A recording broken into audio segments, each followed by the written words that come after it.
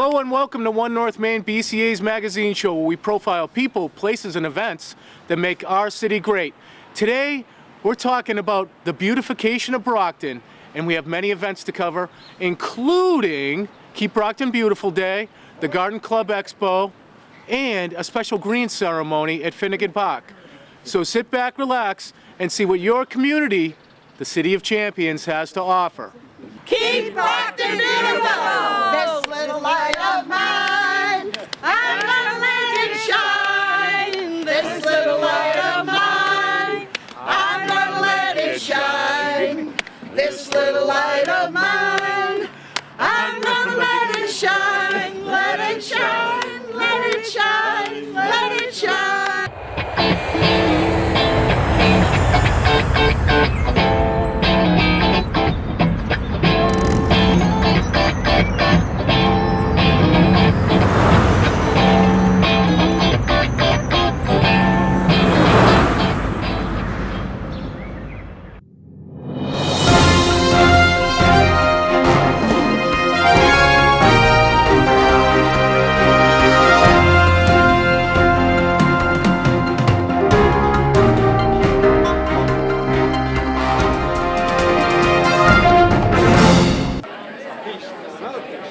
So I took the ladder and I put it against the tree and I climbed up, right?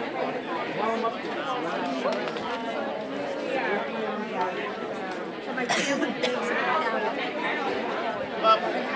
so then this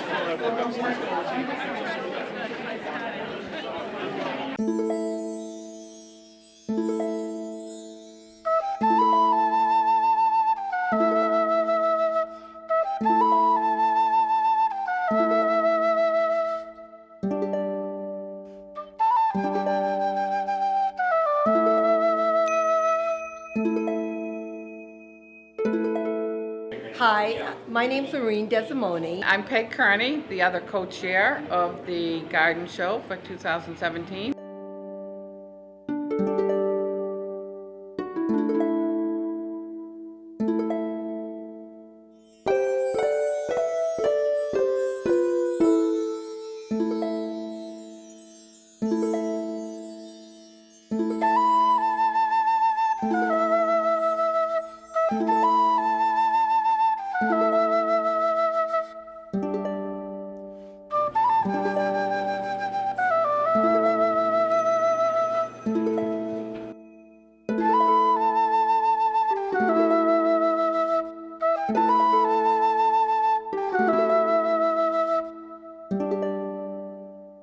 This is a bumblebee. Just about anything with the name bee in it, you want to have in your yard. Bumblebees, honeybees, mason bees, solitary bees, carpenter bees, because they are good pollinators.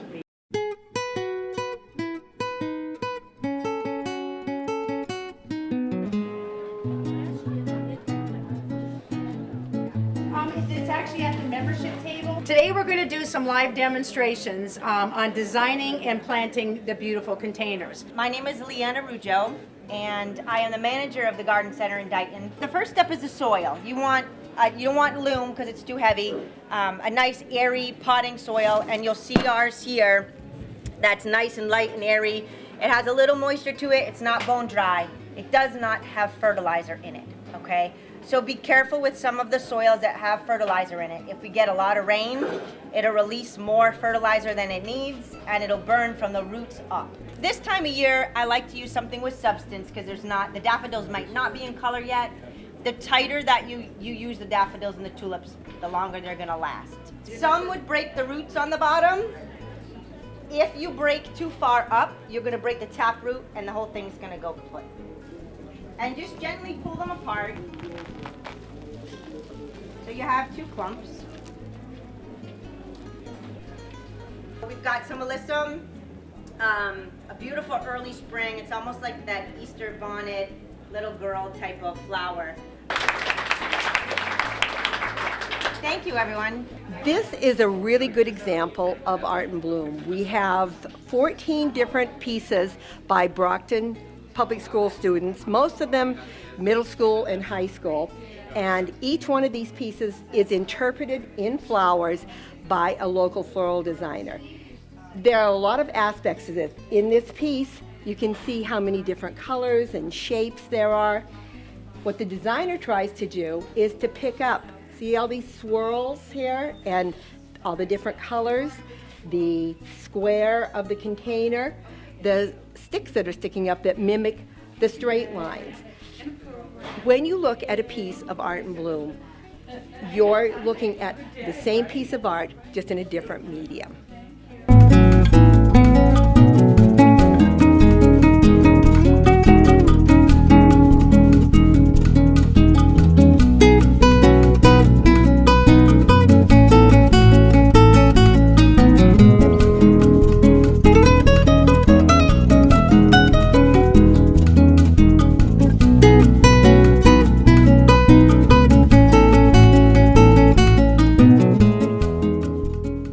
Hi, I'm Cynthia Lewis, and I'm with the Wollaston and the House Neck Garden Club, Master Gardener, and I'm really happy to be here. I designed the sketch of Freckles, and I figured that since it was a 16-year-old that did it, I kept it in the style that a young person would appreciate. So lots and lots of things, CDs and electrical wires and curlicues, tulips and amaryllis.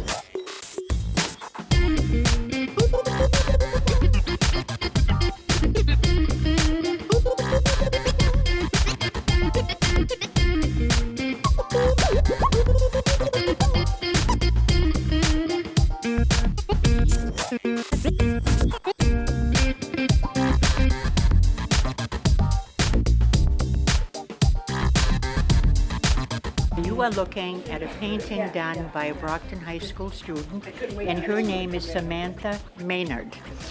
And I was assigned this at random, and I have to say I fell in love with her lady. And I wish I could meet that student because it is so expressive, so rich, so full of drama and romance and whatnot. And I did the very best I could in interpreting it in flowers, which is exactly what the Museum of Fine Arts does when they do Art in Bloom, or Worcester Museum. But the Brockton Garden Club is able to do it here for our citizenry in our community. So as you walk up and down the aisle, you will see some wonderful work done by truly talented individuals. I'm just a beginner in this area. I'm a dirt digger. Give me dirt, give me dirty fingernails, and I'm happy. But this was a challenge because I so love this girl, and I love the artist. Whoever she is, she's magnificent. Someday I will spend big money to buy her art.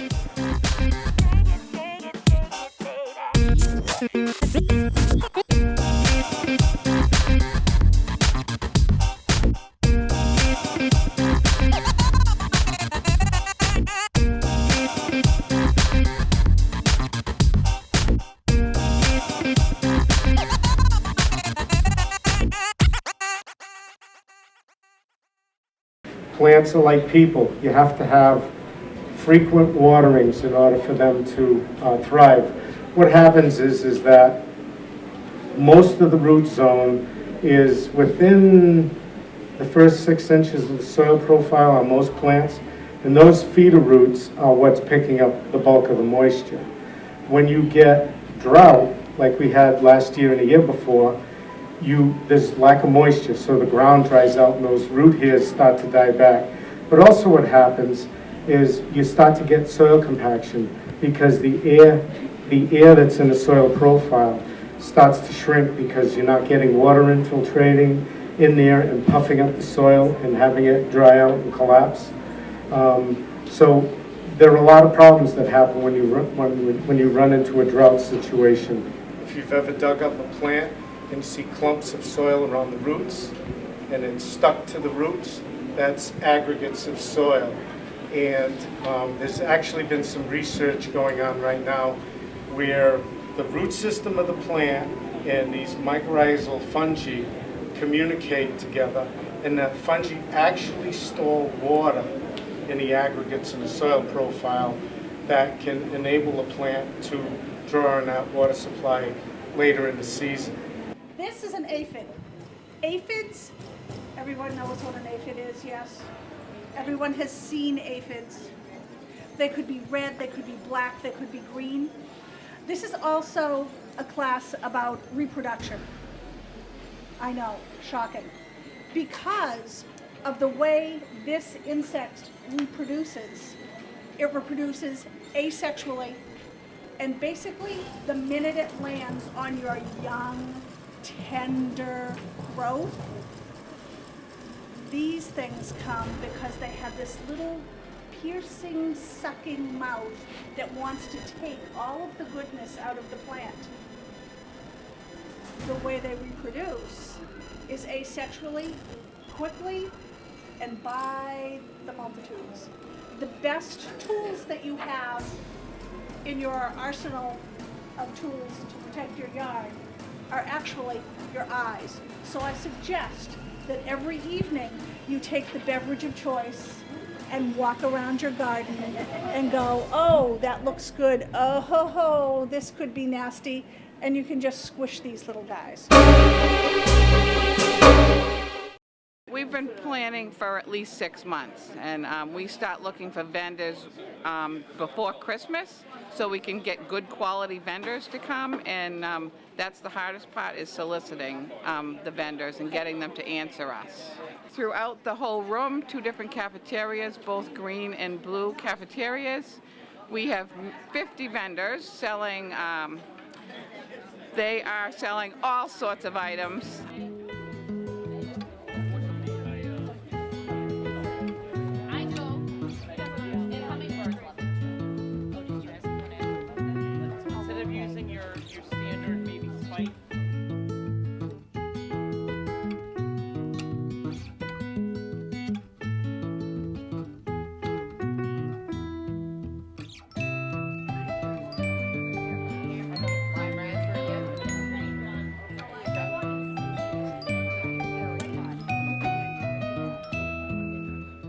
Coffee sauce, that sounds good. It is good.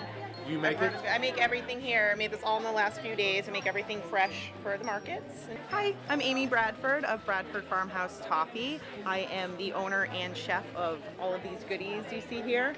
I make caramels and toffee, all in very small batches, all from my licensed kitchen in Middleborough, Massachusetts.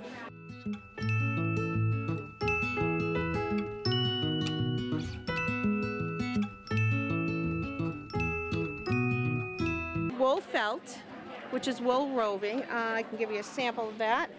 It's this little fluffy stuff here that gets dyed.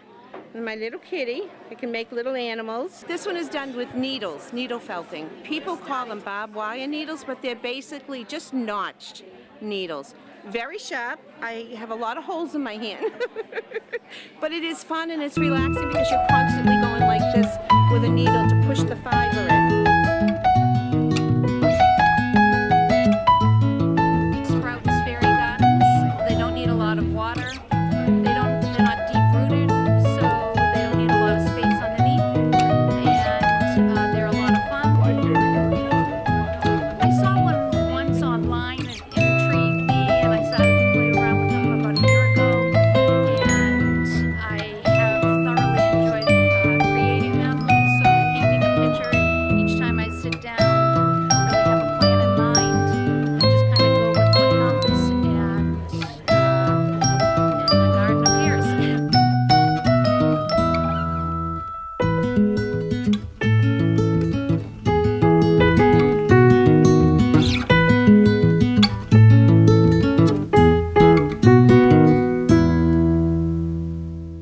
About 15 years ago or so, my wife was on a vacation in Florida. I was teaching schools still, and she had gone away for a school vacation, and I stayed home because I detest Florida.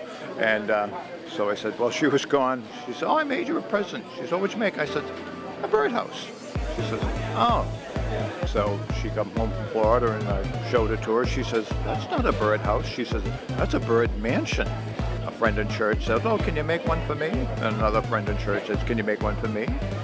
And so I started making them for friends and family, and that was Now I'm up to number 1209.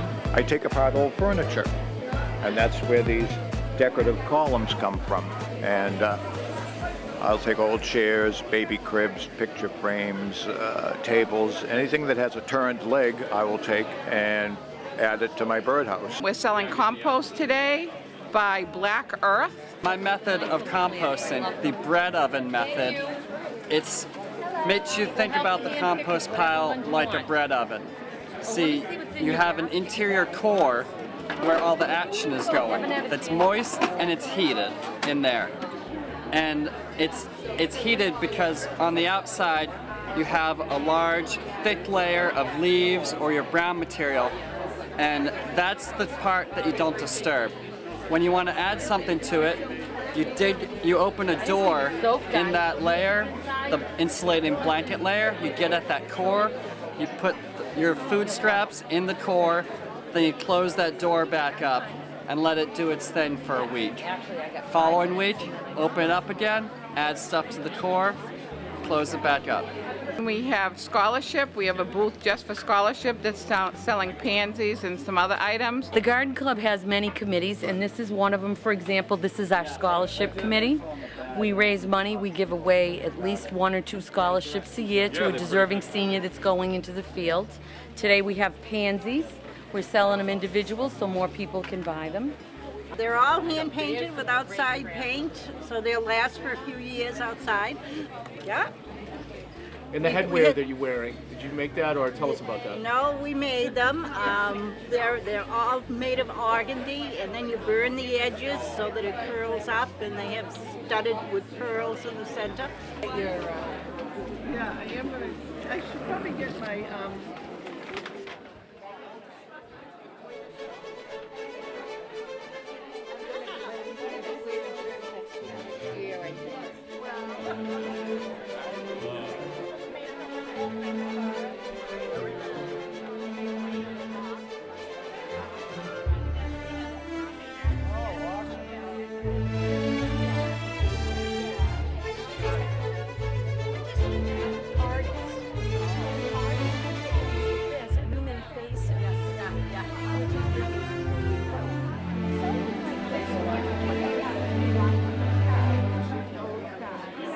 North Quincy.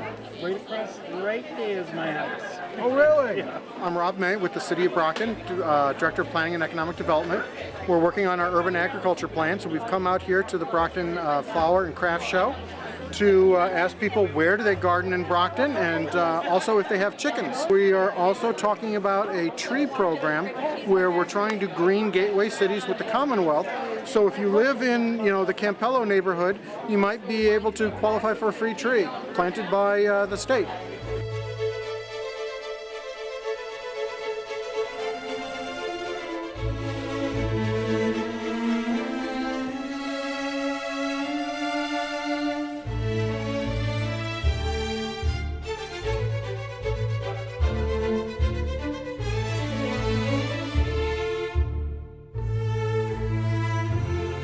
JM Pet Vet is a low-cost veterinary clinic. We have everything we need here right on the truck. We do surgery, spays, neuters, small mass removals. We do dentistry.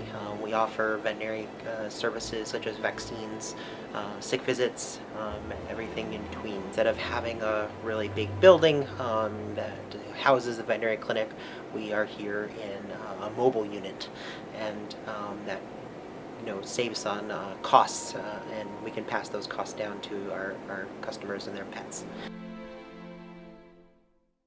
This is a home movie that was taken in the late 1920s. Mr. Fields was a very bright businessman, and he got hold of the WPA, and they dug all the ponds that are in DW Field Park. Whew, the sun's finally out. And I'm telling you, the flowers are in bloom. We're in downtown Brockton. We're taking a break from the Garden Club Expo. We're going to be checking out Keep Brockton Beautiful Day.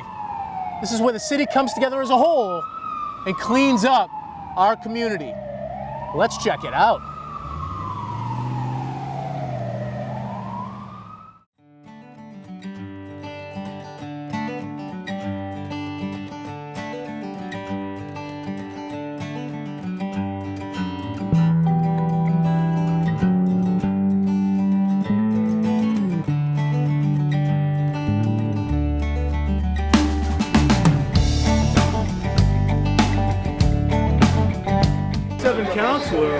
Julie Azak, where do you plan on going today?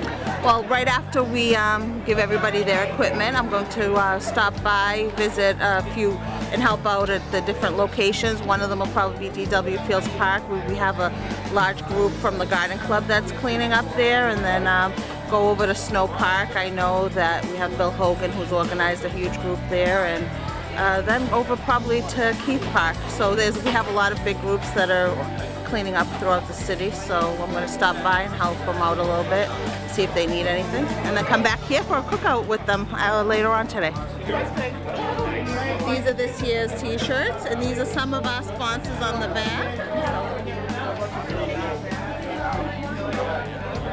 Genesis story is Councilor Greg Miller was having a meeting, citywide meeting, and the big complaint was the city was dirty. There was trash everywhere, so we got together a group of Jack Units, Mike Thorson, Pat Sullivan, Greg Miller, and we put this together and we started, did it around Earth Day. And the first one was about 1,000 people, and we've been pretty steady ever since, and it's always been a great time every year. The weather was it's usually a nice day. Today's a little under the weather, but I'm thrilled at the amount of people that are here now and getting their tools and everything to go out and do the cleanup. So we're looking for, even though the weather's a little bad, we're gonna have a great day. So we are the South Shore Lemonade chapter of Sigma Gamma Rho Sorority Incorporated. We offer service to all communities south of Quincy down to New Bedford. So we're happy to be here and be part of this community effort to network and to engage and to commune with other like-minded individuals. So we're excited to keep Brockton beautiful today. Hey, if you see us coming by the mall, make sure you honk. I have under 30 t-shirts and a bunch of cleanup materials ready to go to Edgar's, Salisbury, and we finished Charlie Tartaglia Park last night. Cutting the rose bushes so they're in smaller pieces to shove them inside of your bag, and because they don't fit in very well, and it's less work to try and push them down in when they're little than when they're large. Otherwise they don't fit very well and you can hurt your fingers.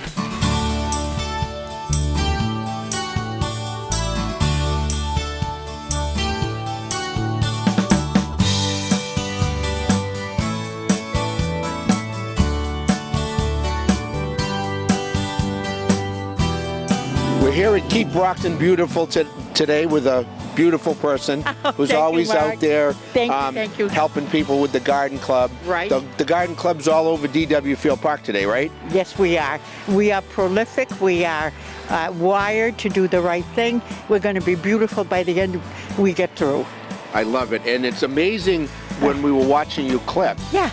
You know what you're doing. Yeah, I know. Okay, I know. because this is what you do. This is Yes. what you love to do. This is called experience.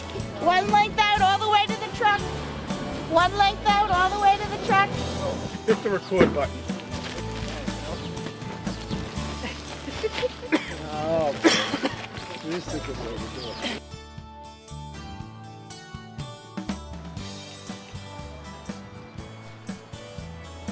What's new over here? You were just explaining to me off camera. Yeah, we have every year the garden seems to grow a little bit. Everybody knows that the Wave Kids did our welcome gates a couple of years ago.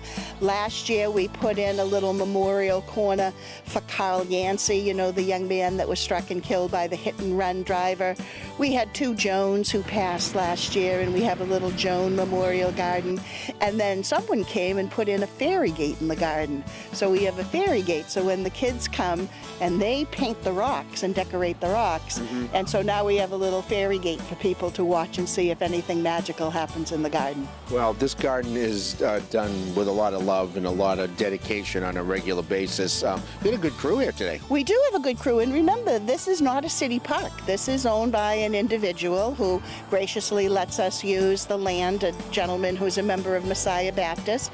All of the money that we raise is by volunteers and by donations. No city funds go into the park, and we have a great turnout all year long. And you know, our neighbors at Firestone are so great.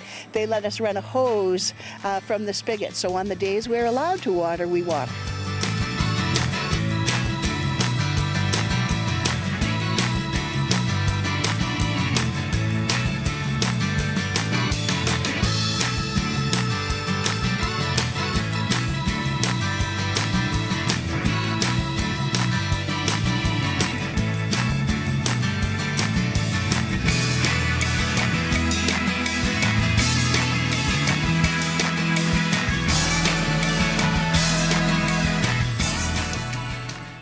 Carpenter and some state officials came together at the park, and they had some interesting news to share. Oh, let's take a look.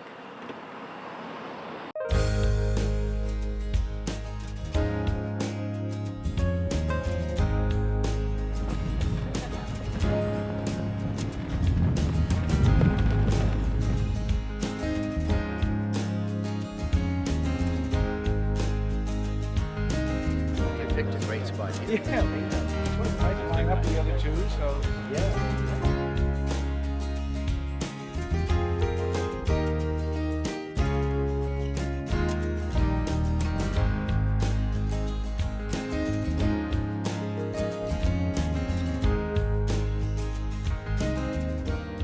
Greening the Gateways is this program is going to plant about 2,400 trees into one specific section of the city over the next 3 years. So there'll be, I believe, spring and fall planting seasons, about 800 trees a year.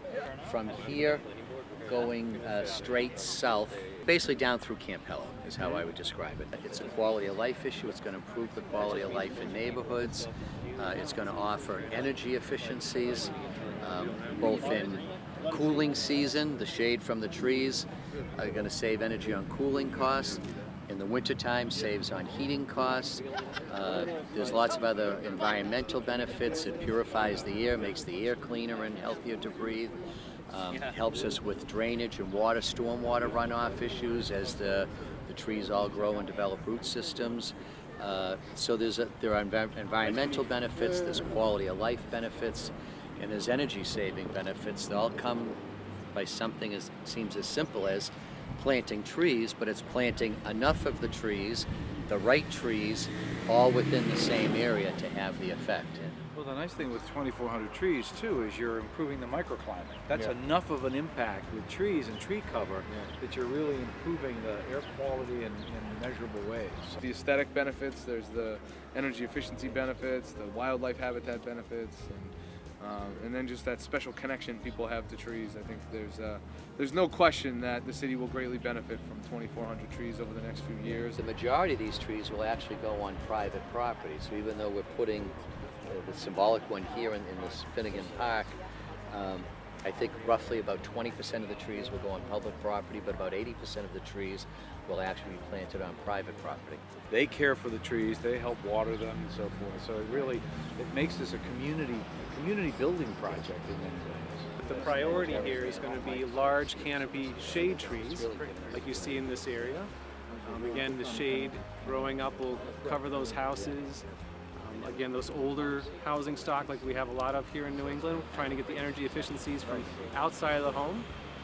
Having a larger renter population, also they don't have the incentives to join some of these other energy efficiency programs that are using rebates.